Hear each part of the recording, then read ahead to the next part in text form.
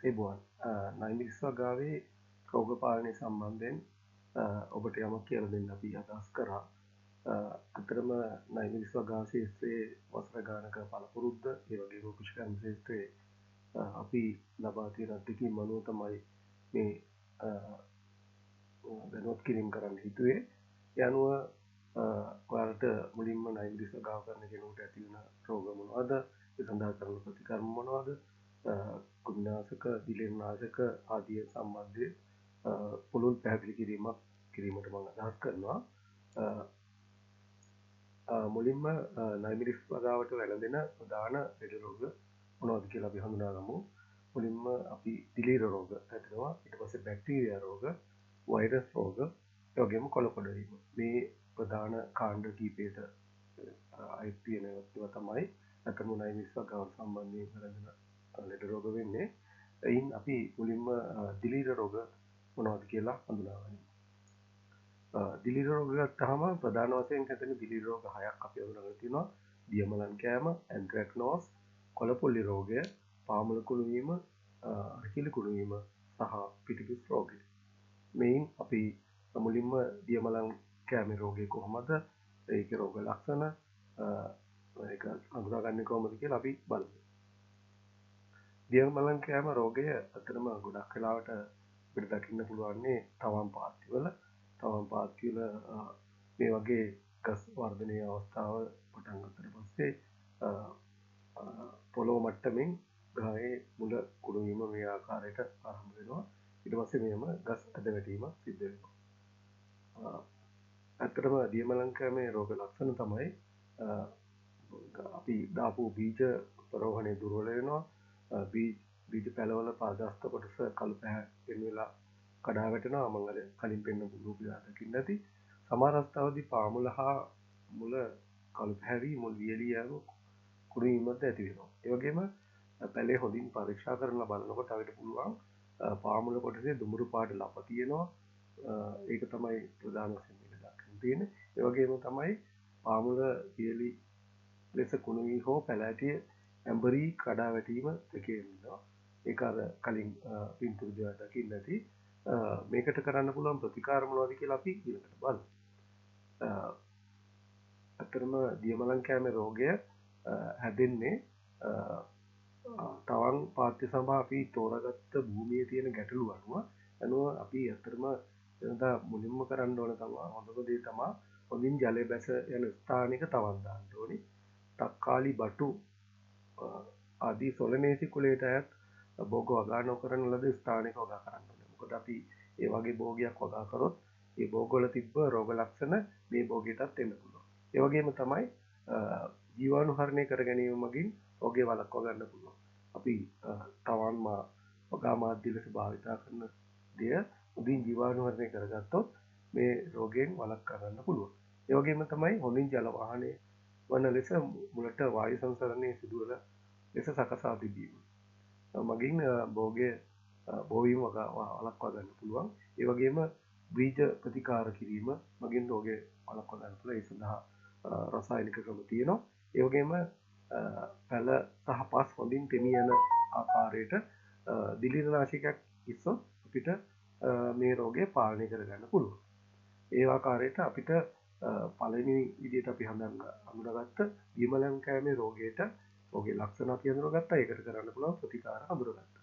අපි ඊළඟට දිලි රෝගයක් ලෙස ඇන්ත්‍රැක්නෝස් රෝගය ලෙස බලමු.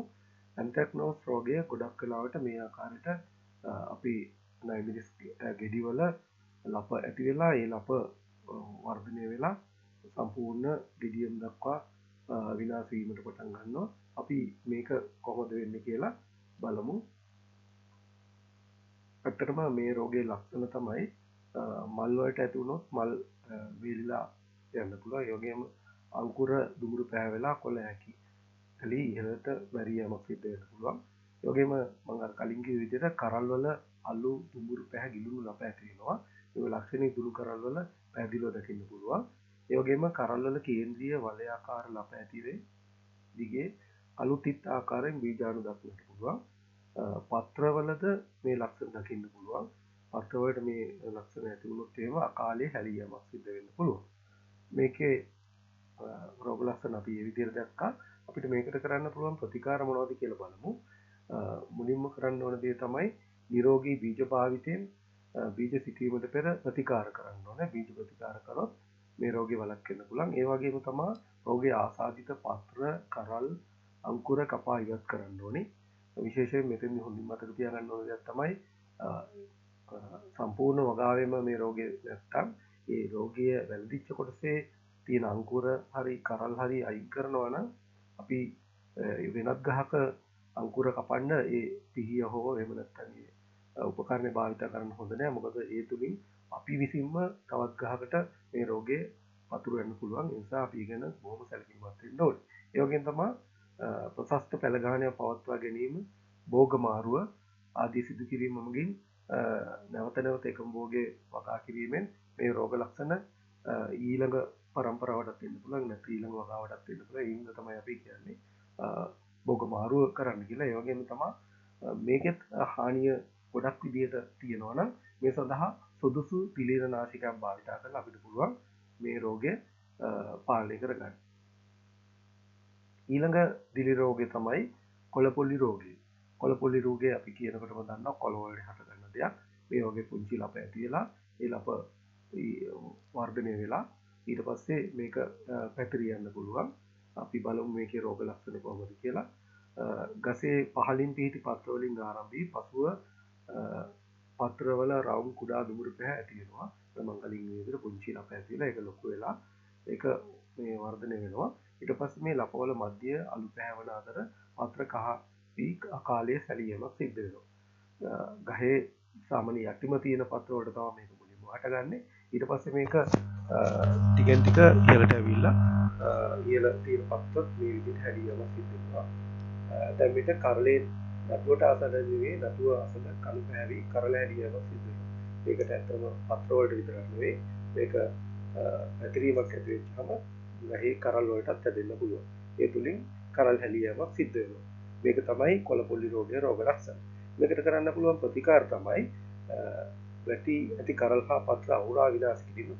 අතර මේවා තමන්ගේ වගා භූමියේ නැත්නම් වගා ආරක්ෂිත ගෘහයේ මේවා වැටිලා තිබුණොත් එහෙම ඒක තුලින් අනිත් ගස් වලට පැතිරෙන්න පුළුවන්. අපි එන්න වහා මේ වගේ රෝග ලක්ෂණ තියෙන පත්‍ර දැක්කොත් ඒවා අහුලලා විනාශ කරලා දාන්න පුළුවන්.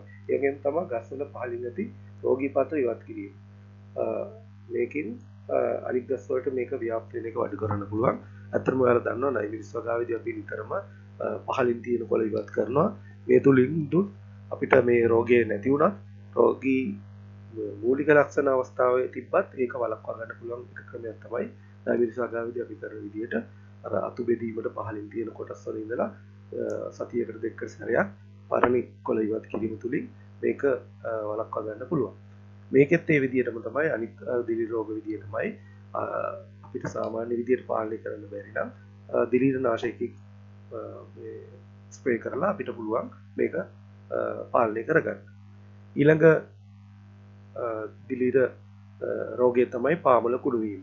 පාමුල කුණු වීම කියන එක මිරිස් වගාවේදී වගාවේ කොයි අවස්ථාවකදී වුණත් වෙන්න පුළුවන්. බොහෝ විට පැල අවස්ථාවේ ඉඳලා ගෙඩි හැදෙන මාස කිහිපයක් ගත වෙච්ච ගහක් වුණත් මේ ආකාරයට මැරී යන්න පුළුවන්. ඒ හින්දා මේ සම්බන්ධයෙන් අපි හොඳින් සැලකිලිමත්ව ඉන්න ඕනේ. ඒ නිසා අපි මේ රෝගේ රෝග ලක්ෂණ මොනවද කියලා හඳුනගමු.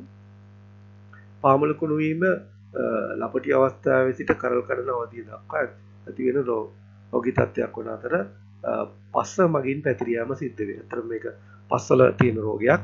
අපි හරියට පස ජීවාණුවනේ කරන්නේ නැත්නම් පසේ තිබිලා කාලයක් පස තුල මේක තිබිලා පස්සේ ඒක පස තුල වර්ධනය වෙලා ගහට ගිහිල්ලා ගහේ ඉහළට ජලය ගෙනියන සෛල විනාශ කිරීමක් සිද්ධ වෙනවා. ඒ තුලින් ඉහළට තියෙන ජල සැපයීම අඩු වීමත් එක්කම ගහ මැලවිලා පත්‍ර හැලිලා ගහ විනාශ වෙන්න පුළුවන්. නිසා මේක පාලනය කරගන්න අපි මුලින්ම කරන්න ඕනේ දේවල් ටික අපි බලමු. මුලින්ම මේ රෝග ලක්ෂණ ගත්තොත් අර කලින් කිව්ව විදිහට පත්‍ර කහ පැහැටි කොළ හැකිලි යාම සිදු වෙනවා.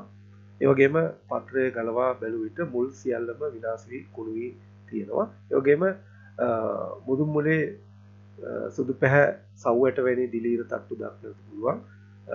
පසු ඒවා දුමුරු පායට හැරෙනවා. ඒ වගේම තමයි මුල් අවදියේ පාදස්ත ප්‍රදේශයේ දුමුරු පැහැ තෙත් කුණු වීම ඇති වෙනවා. පාර්ශ්වික මුල් කැඩී යමක් දක්නට පුළුවන්. මේ ආකාරයට වීමත් එක්ක මුල් කුණු වීමත් එක්කම ආහාර සැපීම නැතිවීමත් එක්කම ගහ මැලවිලා මැරියමක් සිද්ධ වෙනවා. අපි බලමු මේකට කරන්න පුළුවන් ප්‍රතිකාර මොනවද කියලා. මේකෙදිත් අර කලින් සඳහන් කර දිලීර රෝග වගේම තමයි පසේ ජල වාහනේ දියුණු කරන්න ඕනේ. ජල වාහනේ දියුණු කරන්න අපි කාණපත්ති තීන්දින් දාලා ජලය රැඳෙන්නේ නැති වෙන්න තියාගත්තොත් අපිට මේක එක ගහකට දෙකට හැදුනත් අනිත් ගස් වලට ඒක පැතිරෙන්න පුළුවන්.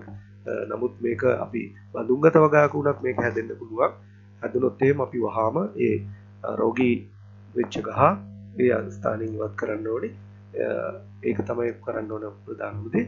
ඊට පස්සේ තමයි මේ රෝගී පැල ඉවත් කරලා පස සන්තුෂ්ත වන තෙක් දිලීර නාශක දාන්න ඕනේ. ඒ කියන්නේ අපි ගහට විතරක් නෙවෙයි පස හොඳින් දෙමෙන ආකාරයට බඳුනට එහෙම නැත්නම් පැලේ වටට දිලීර නාශක යෙදුනොත් අපිට මේ රෝගේ අනිත් ගස් වලට ව්‍යාප්ත වෙන එක නවත්ත ගන්න පුළුවන්. ඒ වගේම තමයි මේ රෝගය බොහොම භයානක තත්ත්වයේ තියෙන එකක්. නමුත් ඒක නිසා තමයි අපි මේ ස්ථානයේ නැවත නයිමිටිස් වගාව කරන්න එපා කියන භූමියක නම් නැත්තම් බඳුනක යම් කිසි වෙලාවක මේ රෝගය හැදිලා ගහක් මරුණොත් එහෙම නැවතත් ඒ බඳුනේ එහෙම නැත්නම් ඒ බෑග් එකේ මේ නයිමිටිස් පැලයක් ආයෙ හිටවන්න එපා. එහෙම හිටුවොත් කොයි අවස්ථාවකද හරි නැවත මේ රෝගී තත්ත්වය වැළඳෙන්න පුළුවන්. ඒ ගැන හොඳින් සැලකිලිමත් වෙන්න. ඊළඟ දිලීර රෝගය තමයි රිකිලි කුණු වීමේ රෝගය. මේක ගහේ රිකිලි හිටපු ගමන්ම අපිට දකින්න පුළුවන් රිකිලි එකපාරටම හම් වෙලා මේ ආකාරයට කුණු වෙලා යනවා. මේකේ රෝග ලක්ෂණ තමයි රිකිලි දුමුරු පැහැයට හැරි ඉහළ සිට පහළට මැරියමක් සිද්ධ වෙනවා. අතරම ගස්වල ඉහළ රිකිලි වලින් තමයි මේක මුලින්ම පටන් ගන්නෙ. ඒ වගේම ආසාදිත රිකිල්ලක් හොඳින් පරීක්ෂා කරලා බලනකොට අපිට පුළුවන් දිලීර බීජාණු අලු පැහැයට හුරු ව්‍යුහයක් දක්නට පුළුවන්. මේ ආසාදිත අංකුර තෙත් කුණීමක් දක්නට පුළුවන්. පසුව මෙය රිකිලි වලට ආරම්භ වෙලා පස්සේ මේක කරල් වලටද හැදෙන්න පුළුවන්. ඒ හින්දා මේකට අපි හොඳින් සැලකිලිමත් වෙන්න ඕනේ. මේකට කරන්න පුළුවන් ප්‍රතිකාර මොනවද කියලා අපි බලමු. මේකටත් භෝගමාරුව සිද්ධ කරොත් කලින් වගාවක මේ රෝගය තිබ්බනම් ඊළඟ භෝගයට එන්නේ නැති වෙන්න වළක්වා ගන්න පුළුවන්. එක දිගටම නයිමිරිස් හදන්න නැතුව වෙනත් භෝගයක් ඒ ක්ෂේත්‍රයේ වගා කරොත් මේ භෝගයේ මේ රෝගී තත්ත්වයේ ඊළඟ වගාවට යන්න නැතුව අපිට පාලනය කරන්න පුළුවන්. ඒ වගේම තමයි ප්‍රශස්ත පැල ගහනය පවත්වා ගැනීම. ඒ ගැන ඔයාලා හොඳින් දන්නවා. ඊළඟ තමයි රෝගී කොටස් කපා ඉවත් කිරීම. මම කලින් සඳහන් කර ආකාරයට මේ රෝගී කොටස් කපලා ඉවත් කරනකොට ඒ ගැන ගොඩක් සැලකිලිමත් වෙන්න ඕනේ. අපි මේ සඳහා භාවිතා කරන උපකරණය ජීවාණුහරණය කරලා තමයි නැවත වෙනත් නිරෝගී ගහක කොටස් ඉවත් කරන්න ගන්න ඕනේ. මොකද මේ රෝගී කොටස් කපපු අත්තකින් රෝග වාහකෙන් විදියට නැත්නම් රෝග ලක්ෂණ වෙනත් ගහකට පැතිරෙන්න මේක හේතු වෙන්න පුළුවන්. ආසාදනයේ වැඩිනම නම් අපිට පුළුවන් නිර්දේශිත දිලීර නාශකයක් යොදලා මේ රෝගී තත්ත්වය පාලනය කරගන්න. අපි බලමු ඊළඟ දිලීර රෝගය. මේක තමයි පිටිපුස් රෝගය. පිටිපුස් රෝගය අපි දැකගමු මඳුර ගන්න පුළුවන්. ගස්වල පත්‍රවල පිටි ආකාරයට මේ ආකාරයෙන් දක්වන්නට පුළුවන්. මේක දවසකට දෙකට ව්‍යාප්ත වෙලා පුළුව ගාව විනාශ වෙන්න පුළුවන්. මේ රෝගයේ රෝග ලක්ෂණ මොනවද කියලා අපි බලමු. මේ පිටිපුස් රෝගයේ දිලීර නිසා උණුසුම් තෙත් පරිසරවලදී මේ තත්ත්වය ඇති වෙන්න පුළුවන්. මොළදී පත්‍ර මඩ පිට කහ පැහැ බැල්ලම් ඇති වී පසු ඒවා දුමුරු පැහැයට හැරි මැරී යන්න පුළුවන්. පත්‍රවල යටිපැත්තේ සුදු පැහැති පිටිවැනි බීජාණු දක්නට පුළුවන්. මේ වගේ රෝග ලක්ෂණ තිබ්බනම් අපි හඳුනා ගන්නවා මේක පිටිපුස් රෝගය කියලා. මේකට කරන්න පුළුවන් ප්‍රතිකාර තමයි රෝග පාලනය සඳහා මනාව වගාව නඩත්තු කරන්න ඕනේ. ඇත්තටම අර කලින් සඳහන් කළ ආකාරයට රෝගේ පත්‍ර තියෙනවා නම් ඒවා මුලින්ම ඉවත් කරන්න ඕනේ. අනිත් ගස් වලට වැළඳෙන වළක්වා ගන්න. ඒ වගේම තමයි ජල සම්පාදනයේදී සැලකිලිමත් වෙන්න ඕනේ. මේ ගස් වල තියෙන බීජාණු රෝග කාරකයන් වෙනත් ගස් වලට යන්නේ නැති වෙන්න ජල සෙපීමේදී සැලකිලිමත් වෙන්න ඕනේ. මේකෙදිත් අනිත් කලින් සඳහන් කරපු ආකාරයටම රෝගී තත්ත්වය වැඩි නම් අපිට නිර්දේශිත දිලීර නාශකයක් ගහලා අපිට පුළුවන් දිලීර රෝගය පාලනය කරගන්න. අපි මේක ආකාරයට ප්‍රධාන දිලීර රෝග 6ක් ගැන කතා කරා. අපි ඊළඟට බලමු මිනිස් වගාවට හැදෙන බැක්ටීරියා රෝග ගැන. මේක තමයි මුලින්ම අපි හඳුනා ගන්න බැක්ටීරියා රෝගය, බැක්ටීරියා හිටු මැරීම. හිටු මැරීමේ රෝගයත් වගාවේ ඕනෑම අවස්ථාවකදී ඇති වෙන්න පුළුවන්. මේකේ රෝග ලක්ෂණය තමයි ගස් හිටපු ගමන් හං වෙලා දවසකින් දෙකකින් මැරිලා යනවා. මේකත් ඇත්තටම පස්වල ඇති වෙන රෝගී තත්ත්වයක්. හරියට ජීවාණුහරණය කරගන්න බැරි වුණොත් පස්වල මේ පස්වල තිබිච්ච මේ රෝග තත්ත්වය එහෙම නැත්නම් මේ ආසාදිත පස්වල තියෙන බැක්ටීරියාව පසුව මේ ශාකය ඇතුළට ගිහිල්ලා ශාකයේ ජල සැපීම නැති වෙලා ගහ මැරී යෑමක් සිද්ධ වෙනවා. මුලින්ම මේ සඳහා අපිට කරන්න ඕන දේ තමයි ජල වාහනේ දුර්වල පසක් නම් වාතනයේ හොඳට ඇති වෙන ඔය ආකාරයට ජල වාහනේ ඇති කරන්න ඕනේ. මෙහෙකදී ශාකයේ පාදාස්තවන තුවාල මගින් ශාකයට ඇතුළු වී අපිචාර්මයේ හරහා සනාල කලාපයට ගමන් කර මුල්දිගේ කඳ තුල ගමන් කරන අතර සනාල කලාපය තුල ගුණණය වී සංඛ්‍යාව වැඩිීමේ ශාකයේ ජලය හා khනිජ ලවණ පරිවාහණයට බාධා ඇති වෙනවා. අර මේ රූපේ ඔයාලා දකිනවා මේ ආකාරයට ජල සැපීම ඉහළට මේ khනිජ ලවණ සැපීම නැති වුණාන් පස්සේ ගහ මේ ආකාරයට මැරී යාමක් සිද්ධ වෙනවා. මේ සඳහා කරන්න පුළුවන් ප්‍රතිකාර මොනවද කියලා අපි බලමු. දිවා කාලේදී මේ රෝග ලක්ෂණ තවත් අපි පැහැදිලි කරගත්තොත් දිවා කාලයේ සමහර ගස්වල පහළ පත්‍රවල පළමුව කහපෑ වී කුඩා කඩා වැටීමත් මෙම තත්ත්වය ක්‍රමයෙන් ඉහළට ගමන් කිරීමත් දකින්න පුළුවන්. රාත්‍රී කාලේදී නැවත යථා තත්ත්වයටපත් වෙනවා. ඒක තමයි විශේෂයම. අපිට හිතෙනවා මේක සාමාන්‍ය රෝගී තත්ත්වයක් කියලා. මොකද රැය වෙලා ගිහින් බැලුවොත් එහෙම ගහ ආයේ සාමාන්‍ය තත්ත්වයක තියෙනවා. මොකද අපි දන්නවා හිමිලිය වැටෙන්න තියෙනකොට ජලයට එච්චර අවශ්‍යතාවයක් නැහැ ගහට. ඉඳ රැකිලා තියෙන්න පුළුවන්.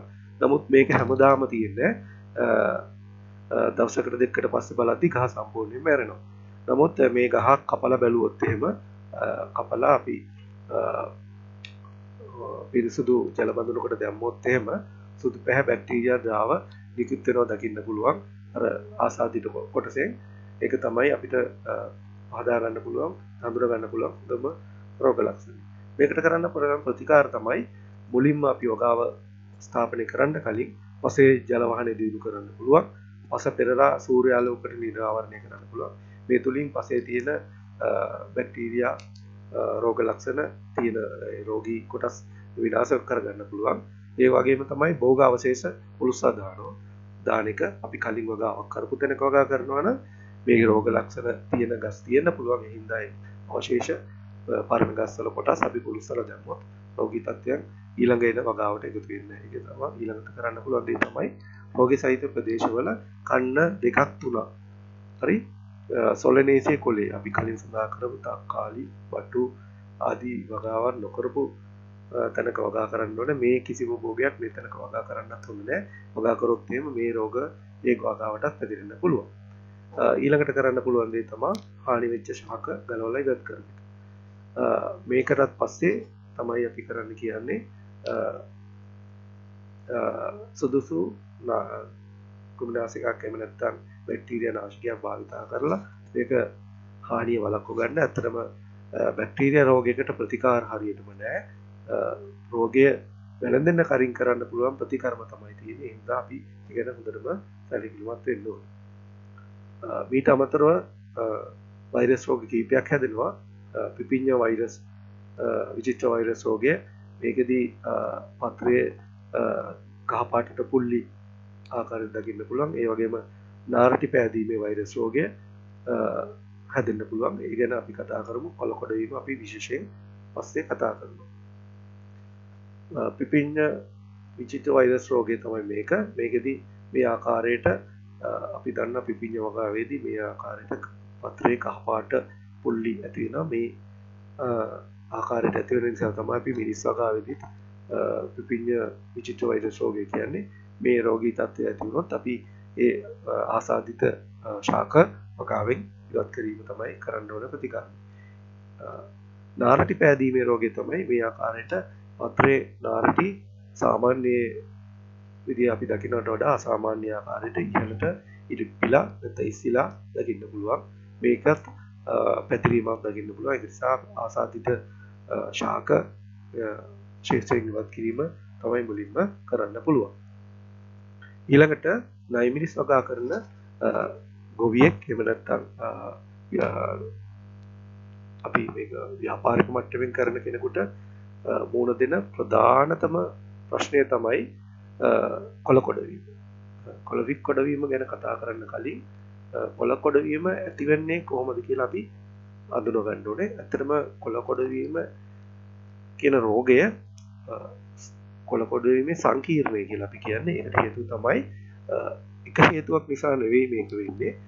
මේ සඳහා සතුන් 4 දෙනෙක් ප්‍රධාන වශයෙන් ඉන්නවා. එක්කෙනෙක් සුදු බැස්සා, අනිත් එකන පැලමැක්කා, කූඩිත්තා, මයිටේ. මේගොල්ලෝ ඇත්තටම නයිමිරිස් වගාවේ යක්කු තමයි. මේගොල්ලෝ ආවොත් ටිකක් බේර ගන්න අමාරුයි. ඒ සඳහා අපි ගොඩක් වෙහෙස වෙන්න ඕනේ ඒක පාලනය කරගන්න. නිසා අපි මේගොල්ලෝ මුලින්ම හඳුනා ගන්න ඕනේ. ඒ වගේම තමයි මේ හානිය කාගෙන්ද උනේ කියලා මේ රෝග ලක්ෂණ දිහා බලලා හොඳින් අඳුරාගෙන තමයි අපි ප්‍රතිකාර කරන්න ඕනේ. නැත්තම් එහෙම අපිට නිකන් කුමිනාශක වලට කරන වියදම අපරාධ වෙන්න පුළුවන්. නිසා අපි මුලින්ම මෙම හානිය සිද්ධ වෙන්නේ කාගෙන්ද කියලා බලා ගන්න ඕනේ. මුලින්ම අපි බලමු සුදු මැස්ස හඳුනා ගන්න. සුදු මැස්ස මෙන්න මේ වගේ. යා අපිට පියවිය හද දකින්න පුළුවන්. මේ සුදු මැස්සා පියාඹන ශබ්දේ එයා හානි කරන් පස්සේ මේ ආකාරයට ගස්වල පත්‍ර ඉහළට බෝට්ටු ආකාරයට රෝල් වෙනවා. ඒකෙන් තමයි ගහ කුරු වීමක් සිද්ධ වෙනවා. ආය වර්ධනය වෙන්නේ නැහැ. ගහකින් තවත් ගහකට වෛරස් රැගෙන යamak සිද්ධ වෙනවා. ඒ හින්දා මේක ඉක්මනින් ව්‍යාප්ත වෙනවා. ඒක මේගොල්ල කිව්වා පියාඹන සතුන් කියලා. ඒ නිසා ඒගොල්ලන්ට දවසකට ගස් කිහිපයකට මේක ව්‍යාප්ත කරන්න හැකියාවක් තියෙනවා. කහ පාටට හැරෙනවා. පත්‍රවල නාරටි පෙනෙන්න පටන් ගන්නවා. ගස් පඳුරක්සේ පේන්න ගන්නවා. ඊට පස්සේ මේ ආකාරයට ගස වර්ධනය වෙන්නේ නැතුව එහෙම කුරු වෙන්න ගන්නවා. පළ තියෙනවා නම් ඒවත් විකෘති වෙලා බිම හැලීමක් සිද්ධ වෙනවා. අපි මේ සඳහා කරන්න පුළුවන් ප්‍රතිකාර මොනවද කියලා බලමු. මුලින්ම කරන්න ඕන දෙයක් තමයි අපි නයිට්‍රජන් පොහොර වැඩියෙන් යදුවොත් එහෙම මේක තව තවත් වර්ධනය වෙන්න පුළුවන්. ඉතින් අපි දැනටමත් නයිට්‍රජන් පොහොර දානවා නම් ඒ ප්‍රමාණය ගොඩක් අඩු කරන්න බලන්න ඕනේ. ඊට පස්සේ තමයි භෝගේ සනීප ආරක්ෂාව. මේදී අපි නිතරම ශාක ගෙන බලලා වටපිටාවේ තියෙන වල් තියෙනවා නම් එහෙම නැත්නම් වටේට ආවරණයක් කරලා නැත්නම් දැලකින් හරි ආවරණය කරලා එහෙමත් නැත්නම් පරණ සාරිකින් හරි වගාව ආවරණය කිරීමක් සිද්ධ කිරීම තුලින් බාහිර ප්‍රදේශයෙන් මේ වගා භූමියට සත් වෙන එක වළක්වා ගන්න පුළුවන්. ඒ සඳහා අපිට ආවරණය කිරීමට මේ සාරි ආවරණ දැල් භාවිත කරන්න පුළුවන්. එහෙසෙත් නැත්නම් මේ වර්ධනය වැඩි නම් මේ සඳහා නිර්දේශිත කුමිනාශක භාවිත කරන්න පුළුවන්. කලබෙන්න අවශ්‍ය නැහැ. මේ සඳහා භාවිත කරන්න ඕනේ දිලීරනාශක මොනවද කියලා මම මේ වීඩියෝ අවසානයේට සඳහන් කරනවා. ඊළඟට අපි බලමු කොළ කුඩවීම රෝගය පතුරවන ඊළඟ වාහකය කවුද කියලා. ඊළඟ කෙනා තමයි පැලමැක්කා. පැලමැක්කා අපිට PVSෙන් හඳුනා ගන්නට බෑ. මෙයා පත්‍රයට හානි කිරීමත් එක්ක මෙන්න මේ ආකාරයට පස්වල උෂා පුරා බීමත් එක්කම පත්‍ර දාර දිගේ උඩු අතට රෝල් වෙනවා. කලින් අර සුදු මැස්සා හානි කරා වගේම තමයි මෙයා හානි කරගත්තට පස්සෙත් මේ ආකාරයට පත්‍ර උඩ අතට රෝල් වෙනවා. මේ අවස්ථාවේදී කරල් තිබ්බනම් කරල් විකෘති වෙනවා. ශාක වර්ධනය සම්පූර්ණයෙන්ම නවතිනවා. ටික කාලයක් යද්දී මේවා දුඹුරු පැහැයට හැරිලා පත්‍ර සියල්ලම වේලිලා යන්න පටන් ගන්නවා. මේක දවස් කීපයක් ඇතුළත සම්පූර්ණ ඔගාවටම ව්‍යාප්ත වෙන්න පුළුවන්. ඒ නිසා අපි මේ ගැන හොඳ සැලකිලිමත්ව ඉඳලා හානියට අවශ්‍ය ප්‍රතිකාර කරන්න ඕනේ. මේ සඳහා අපිට කරන්න පුළුවන් වර්ධනය වැඩි වෙන ජූලි අගෝස්තු වල කාලවල ඉලිමානේ වගා කරන එක මේකට හොඳ උත්තරයක් නෙවෙයි. ඒ හින්දා අපි මේ කාලම ගෑරලා ඉලිමානේ නයිමිරිස් වගා කරනවා නම් කරන්න ඕනේ. මේ කාලවල අතරම මේ සතුන්ගේ වර්ධනය වැඩි. අපි ආරක්ෂිත ගෘහයක වගා කරනවා නම් මේක එච්චර සැලකිලිමත් වෙන්න ඕනේ නැහැ. ඒක එහෙමනම් අපිට ඕනෑම කාලයක වගා කරන්න පුළුවන්. කලින් සඳහන් කර ආකාරයට භෝගේ ශරීර ආරක්ෂාව ගැන අපි හොඳින් සැලකිලිමත් වෙන්න ඕනේ. කලින් සඳහන් කර ආකාරයටම භෝගය සාරි වලින් හරි නැත්නම් ආවරණ දැල් භාවිත කරලා භෝගේ වට කරගත්තොත් අපිට පුළුවන් මේක පිට තියෙන රෝගී ලක්ෂණ නැත්තම් මේ පැළමක්කක් ඇතුළට එන එක වළක්වා ගන්න. මේක තව තවත් වැඩි වෙනවා නම් අපිට පුළුවන් නිර්දේශිත කුණාසිකයක් භාවිතා කරලා මේ වගාව තව තවත් මේ රෝගී ලක්ෂණ රෝගේ පැතිරෙන එක වළක්වා ගන්න. අපි බලමු ඊළඟ කුමියා කවුද කියලා. ඇත්තටම කොළකොඩ වීමට හේතු වෙන ඊළඟ සත්තා තමයි කෝඩිත්තා. කෝඩිත්තත් අපිට පියවැසින් දැක ගන්න පුළුවන්. මෙයාලා අපිට තද කොළ පාටින් ඒ වගේම මුල් අවස්ථාවේදී පස්සේ මෙයාලා තද කළු පාටින් දකින්න පුළුවන්. මෙයාලා ගොඩක් වෙලාවට ඉන්නේ පත්‍රයේ යටිපැත්තේ රංචු විදිහට. අපිට ඒක හොඳට පියවැයට පේනවා. පත්‍රයේ යටිපැත්තේ ඉඳලා තමයි මේගොල්ලෝ ෂෝරා කරන්නේ. සා පත්‍රය යටි අතට රෝල් වෙනවා. මේකේ විශේෂත්වය තමයි මේගොල්ලන්ට තවත් ගහකට යන්න බෑ. බොහොම හිමින් ගමන් කරන සත්තු කොටසක්. නමුත් එයාලා ගහක ඉඳලා තවත් ගහකට ගෙනියන්නේ කූඹියෝ. නිසා අපි මේ කුඩිත්තෝ ඉන්නකොට අපිට ඒක පැහැදිලිව අඳුර ගන්න පුළුවන්. මේ ගස්වල කූඹියන් ඉන්නවා. කූඹියෝ කරන දේ තමයි මේ සත්තු යුසෝ උරා බීලා ඉවත් කරන අපද්‍රව්‍ය උන් ආහාරයට ගන්නවා. ඒ හින්දා මේගොල්ලෝ කරන දේ තමයි මේ සත්තු එක ගහක ඉඳලා ඒ ගහේ යුසෝ උරා බීම අවසන් කරාට පස්සේ තව ගහකට ගිහින් තියෙනවා. ඒ නිසා කෝබි ඉන්නවා දැක්කොත් එහෙම අනිවාර්යයෙන්ම කෝඩිත්තගේ හානිය එතන තියෙන්න පුළුවන්. ඒ නිසා ඒ සඳහා අපි අවශ්‍ය ප්‍රතිකර්මයක් කරන්න ඕනේ. මේගොල්ලන් හානියත් එක්ක පත්‍රයේ යටි අතට රෝල් වෙලා දකින්න පුළුවන්. මේගොල්ලෝ සමූහයක් විදිහට තමයි විතරම දකින්න තියෙන්නේ. ඒ සඳහා කරන්න පුළුවන් ප්‍රතිකාරය තමයි භෝගේ කන්නේට වගා කරන එක. අතරම කන්නේට වගා කරනවා නම් ගොඩක් වෙලාට මේ රෝගී තත්ත්වය වළක්වා ගන්න පුළුවන්. ඒ වගේම තමයි මේ හානිය තියෙන සොලනේසි කොළේ කියන්නේ තක්කාලි දුම්කල වගේ රෝගය තියෙනවා නම් මේ රෝගේ තත්ත්වය තියෙනවා නම් නයිමිරිස් වගාවට බෝ වෙන්න පුළුවන්. ඒ හින්දා ඒක ගැන සැලකිලිමත් වෙන්න ඕනේ. ඒ වගාවෙන් වෙන් වෙලා එහෙම නැත්නම් ඒ වගාවෙන් මේ නයිමිරිස් වගාව වෙන් වෙන විදිහට ආවරණය කරලා වගා කරන්න සිද්ධ වෙනවා. එහෙම නැත්නම් මේ වගාවේ සොලනේසි වගේ කුලයේ භෝග වගා කරොත් ඒ භූමිය නැවත නයිමිරිස් වගා කිරීම සුදුසුයි කියලා අපි නිර්දේශ කරන්නේ නැහැ. භෝගයේ ශරීර ආරක්ෂාව පවත්වා ගැනීම තුලින් කලින් සඳහන් කර ආකාරයට භෝගයේ වටේට ආවරණයක් ලැබීම තුලින් මේ රෝගී තත්ත්වය ව්‍යාප්ත වෙන එක වළක්වන්න පුළුවන්. ඒ වගේම තමයි නිර්දේශක කුමිනාශකයන් භාවිතා කරලා මේ රෝගය අපිට පැතිරීම වළක්වා ගන්න පුළුවන්. ඊළඟ කොළකොඩ වීම පතුරවන ක්‍රමියා තමයි මයිටියන්. මේගොල්ලත් අපිට පැවිදියට දැක ගන්න බෑ. මේගොල්ලන්ගේ හානියත් පත්‍රයේ යට ඉඳලා යුසෝරා බීම සිදු කරනවා. ඒ යුසෝරා බීමත් එක්ක මේ ආකාරයට පත්‍ර විකෘති වෙලා යටි අතට රෝල් වීමක් දකින්න පුළුවන්. ගසේ වර්ධනය සම්පූර්ණයෙන්ම නවතිනවා. ගොඩක් වෙලාවට ගසේ ඉහළ කොටසේ අංකුර වලින් තමයි මේ රෝගී ලක්ෂණ අපිට දකින්න පුළුවන්. පත්‍ර ඊට පස්සේ තද ගතියෙන් යුක්ත වෙනවා. අල්ලනකොට පත්‍ර කැඩියන විදිහට ඉහළම පත්‍ර ලපටි පත්‍ර ඝන වෙන අවස්ථාවක් දකින්න පුළුවන්. මේක තමයි මයිටයාගේ හානියේ තියෙන ලක්ෂණ. මේකට අපිට කරන්න පුළුවන් ප්‍රතිකාර තමයි අර කලින් සඳහන් කර ආකාරයටම යොදන නයිට්‍රජන් ප්‍රමාණය අඩු කරොත් එහෙම අර මාසල ගතිය අඩු වීම මේගොල්ලෝ හානි කරන එක අඩු කර ගන්න පුළුවන්. ඒ හින්දා නයිට්‍රජන් ප්‍රමාණය අඩු කරන්න පුළුවන්. කලින් සඳහන් කර ආකාරයට භෝගවල අනිපාරක්ෂක තත්ත්වය දියුණු කරන්න ඕනේ. වල් පැලෑටි ඉවත් කරලා පිරිසිදු තියාගත්තොත් වගා භූමිය මේ මයිටයන්ගේ හානිය වළක්වා ගන්න පුළුවන්. ඒ වගේම තමයි කලින් සඳහන් කර ආකාරයට වගාව ආවරණය කරලා සාරි හෝ ආවරණ දැල් භාවිතා කරලා ආවරණය කරගත්තොත් අපිට පුළුවන් පිටත පරිසරයේ ඉඳලා අපේ වගා භූමියට කුමින් එක එන එක වළක්වා ගන්න. ඒ වගේම තමයි නිර්දේශිත කුමිනාශකයක් භාවිතා කළොත් අපිට පුළුවන් එම රෝගී තත්ත්වය පාලනය කරගන්න පුළුවන්.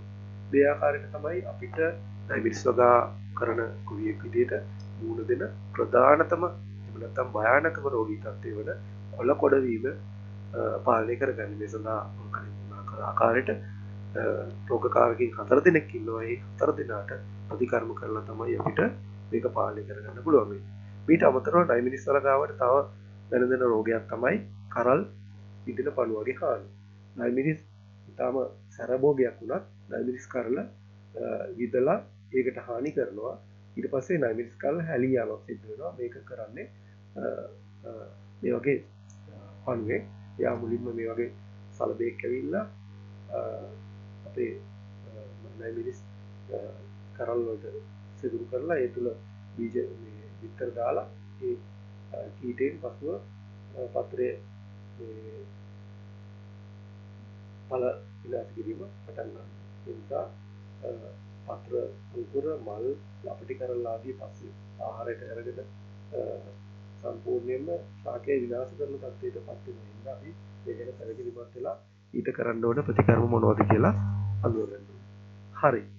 මම ඊළඟට ඔයාට කලින් සඳහන් කරගත්ත එහෙම නැත්නම් කලින් කියලා දුන්න ආකාරයට දිරිය රෝග, වෛරස් රෝග, කොළකොඩවීම ඒ සියලු දේකටම අපිට කරන්න පුළුවන් ප්‍රතිකර්ම මොනවද කියලා හඳුනගමු. මුලින්ම මම කලින් සඳහන් කර ආකාරයට දිරීර හානි 6ක් ගැන සඳහන් කරා.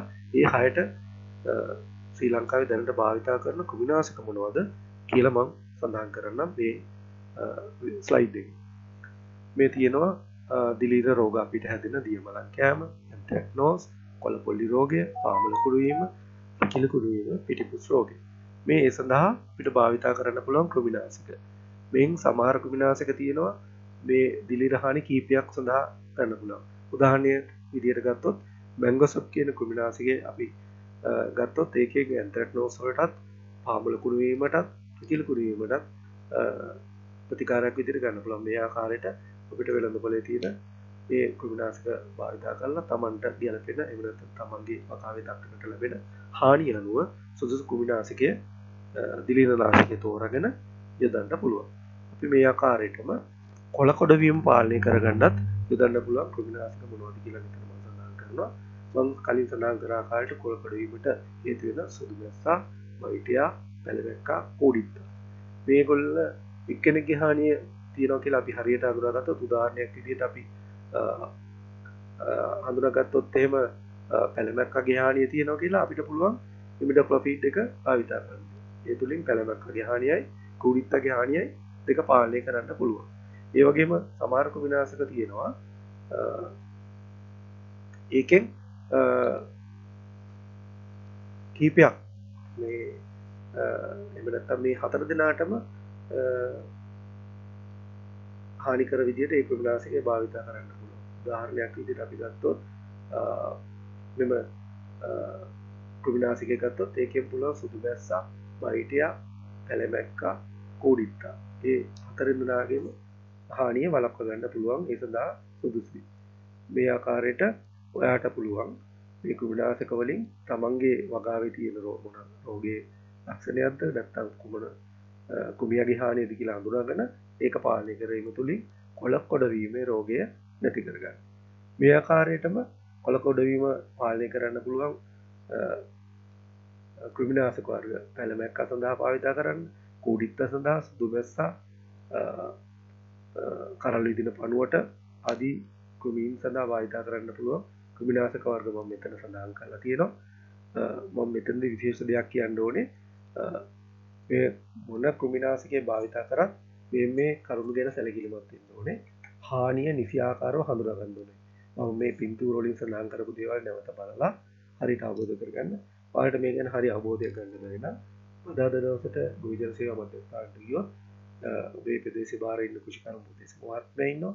එතුමාට මේ රෝගී තත්ත්වයේ එහෙම නැත්නම් ආසාදිත කොටසක් රැගෙන ගියොත් ඒ ගැන පෙන්නලා අවබෝධයක් ගන්න පුළුවන්. එහෙම නැත්නම් දන්නා දුන්න ගොවියෙකුට පෙන්නලා මේ ගැන අවශ්‍ය උපදෙස් ගන්න පුළුවන්. ඒ ආකාරයට හානිය හරියාකාරව හඳුනාගෙන තමයි අපි ක්‍රිමිනාශක භාවිතා කරන්න ඕනේ. නැත්නම් අපේ වියදම් අපරාධ වෙන්න පුළුවන්.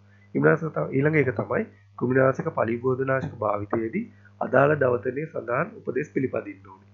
සමහර අය හිතනවා කුමි හානියට මේ තියෙන නිර්දේශයට වැඩිය ක්‍රිමිනාශක දැම්මොත් මේක හොඳට පාලනය කරගන්න පුළුවන් වෙයි කියලා. ඇත්තට මේකෙන් වෙන්නේ අපිට ලොකු පාඩුවක්. එකක් තමයි ආර්ථික වශයෙන් අපි ලොකු මුදලක් වියදම් කරනවා. අනිත් එක තමයි ඒකෙන් අපිට ලොකු වාසියක් වෙන්නේ නැහැ. ඒකෙන් වෙන අවාසිය තමයි අපි ඒ ක්‍රිමිනාශකේ භාවිතා කරලා විනාශ කරන්න ගියාට එක ක්‍රිමියෙක් හෝ බේරුණොත් එහෙම ඒ ක්‍රිමියා ඊළඟ පරම්පරාවේදී නැත්නම් එයාගේ ඊළඟ පරම්පරාවේ ඉපදෙන සත්තුන්ට ඊම ක්‍රිමිනාශකයේ භාවිතා කරන ප්‍රමාණය තව තවත් වැඩි කරන්න සිද්ධ වෙනවා. එහෙම නොකලත් ඒ කෘමියා මැරෙන්නේ නැහැ. එහෙම වුණොත් එහෙම අපිට මොන කෘමිනාශකයක් ගත්තත් ගැහුවත් ඒ වගාව පාලනය කරගන්න ඒ කෘමි හානිය පාලනය කරගන්න බැරි වෙනවා. ඒ නිර්දේශිත ප්‍රමාණයට වැඩියෙන් එහෙම දැම්මොත්. ඒ වගේම තමයි අඩුවෙන් දැම්මොත් එහෙම ඒ නිර්දේශිත ප්‍රමාණයට ඒකෙන් අපිට නිසි ප්‍රයෝජන ගන්න බෑ. ඒ හින්දා අනිවාර්යයෙන්ම පලිබෝධන නාශකයේ තියෙන දවටනේ තියෙන ඒ උපදෙස් පිළිපදින්න ඕනේ. ඒ වගේම ඊළඟ විශේෂදී තමයි එකම කාණ්ඩයේ කෘමිනාශක එක දිගට භාවිතා කරන්න ඕනේ නැහැ.